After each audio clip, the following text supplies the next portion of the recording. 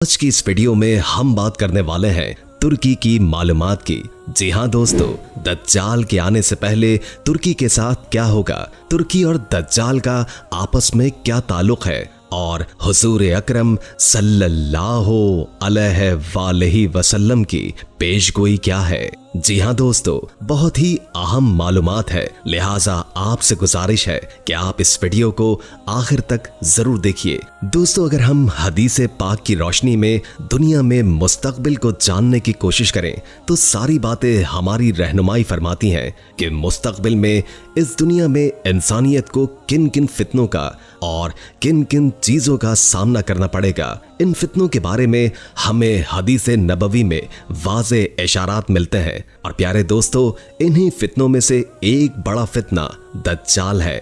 आप सल्लल्लाहु अलैहि वसल्लम ने फरमाया कि तमाम अंबिया कराम अलैहिस्सलाम ने अपनी अपनी उम्मतों को दज्जाल के शर से बचने के लिए खुदा की पनाह मांगने की तलकीन की है। प्यारे दोस्तों, दज्जाल और उसके खुरूज से मुतालिक हदीसों में तुर्की यानी कुस्तुनतुनिया का जिक्र भी मिलता है। तो प्यारे दोस्तों, आज की इस वीडियो में हम यही जानने की कोशिश करेंगे कि दज्जाल और तुर्की में आपस में क्या ताल्लुक है और हुजूर नबी करीम सल्लल्लाहु अलैहि वसल्लम ने तुर्की के मुतालिक क्या पेशनगोई की थी। प्यारे दोस्तों, दज्जाल की आमद के बारे में जिस हदीस का हवाला दिया जाता है वो जनाबे हजरत अबू हुरैरा रज़ियल्लाहु ताला अन्हु से रिवायत हदीस है।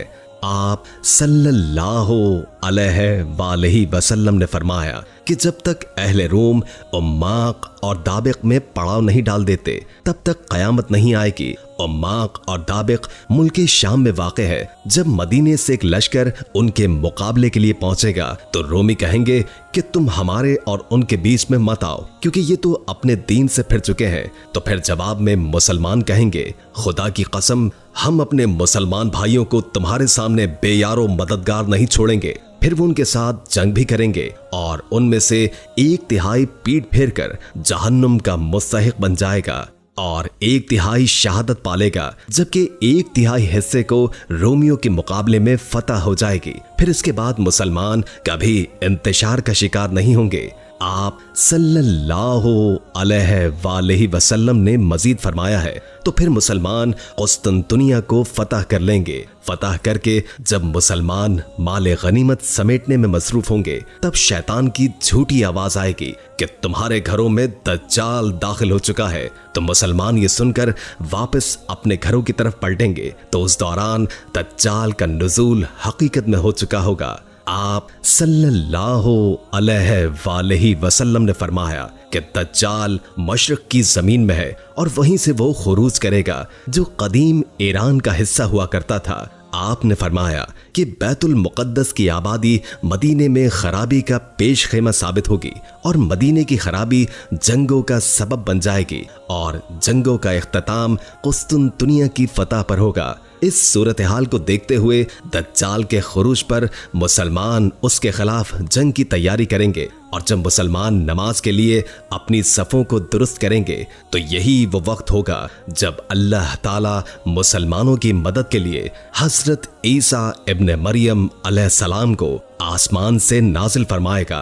दज्जाल हजरत ईसा अलैहिस्सलाम को देखकर ही नमक जिस तरह पानी में घुलता है उसी तरह घुलेगा, यानी दज्जाल शदीद खौफ में मुब्तला हो जाएगा। दज्जाल पर यह खौफ इस कदर तारी हो जाएगा कि अगर आप यानी हजरत ईसा अलैहिस्सलाम तलवार से उसे कत्ल ना भी करें तो भी दज्जाल उनके खौफ से ही मर जाएगा। लेकिन हजरत ईसा अलैहिस्सलाम दज्जाल को कत्ल करके अपनी खून से रंगी हुई तलवार तमाम मुसलमानों को दिखा देंगे।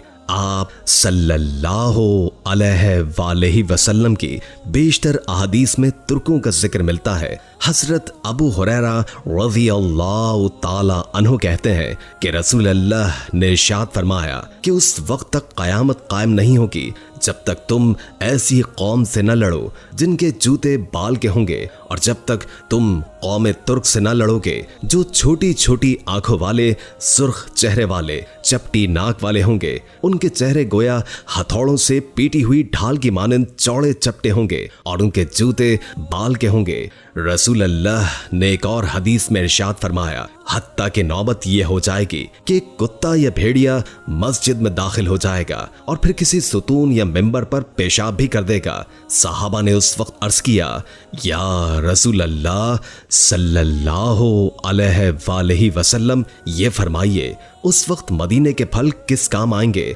आपने फरमाया कि परिंदे और दरिंदे उन फलों को खाएंगे। प्यारे दोस्तों, इस हदीस में प्यारे नबी ने जिन वाकयात का जिक्र फरमाया है वो तरतीब से रुनुमा होंगे। सबसे पहले बैतुल मुक़द्दस की आबादी और इमारती कसरत से उसकी वसत और उस शहर में कसरत से आबाद होना, फिर इसके बाद यसरब यानी मदीना तैयबा का बर्बाद होना, यानी लोगों का मदीना शरीफ में रिहाइश से गुरेज करना और मदीने में जदीद इमारात का सिलसिला रुक जाना।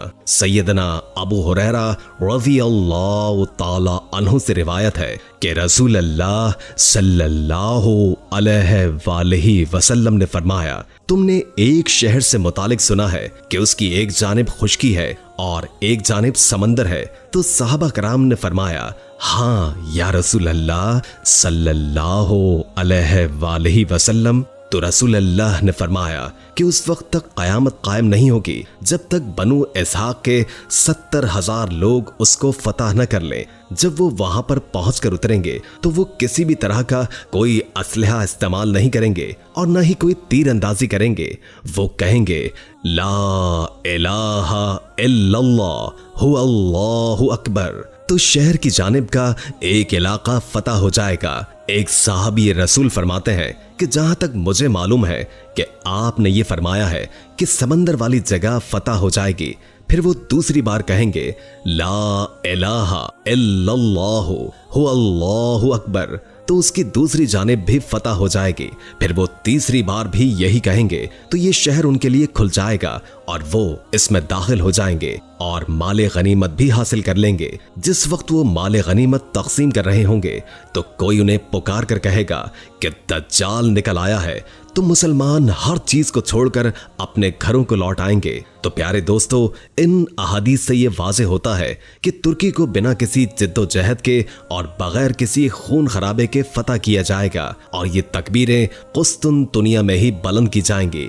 इन रिवायात से यह भी वाज़ेह हो जाता है कि आखिरी जमाने में शाम और तुर्की का एक अहम किरदार है, लेकिन जो तरतीब और उसका जो नक्शा है जो नबी करीम सल्लल्लाहु अलैहि वसल्लम ने बताया है उसके मुताबिक तो ये जगह उस उम्मत के पास कुछ ही देर की ही मेहमान है। कुस्तुनतुनिया के हवाले से आप अलैहिस्सलाम ने जो बशारत दी है कि मेरी उम्मत का पहला लश्कर जो कैसर के शहर कुस्तुनतुनिया पर चढ़ाई करेगा उनको बख्श दिया जाएगा। अब्दुल्लाह इब्न उमर रज़ियल्लाहु ताला अन्हु ने अल्लाह के रसूल सल्लल्लाहु अलैहि वसल्लम से पूछा कि कुस्तुनतुनिया और रोम में कौन सा शहर पहले फतह होगा? तो आपने फरमाया कि हर कल का इलाका कुस्तुनतुनिया से पहले फतह होगा। आप सोच रहे होंगे कि ये तो सुल्तान मोहम्मद फातिह की फतह की सूरत में मुसलमानों की किस्मत में आ चुकी है, लेकिन अहादीस तो कुस्तुनतुनिया की एक बार फिर से फतह की बशारत देती हैं। यहाँ पर आप सल्लल्लाहु अलैहि वसल्लम ने फरमाया कि तुर्क 2 मरतबा खुरूज करेंगे और जो दूसरी मरतबा खुरूज करेंगे तो वो अपने घोड़े दरियाए फिरात पर बांध देंगे और उसके बाद तुर्क नहीं रुकेंगे। दूसरी मरतबा कुस्तुनतुनिया की फतह की तरतीब रसूल अल्लाह ने इंतहाई वजाहत से बताई है।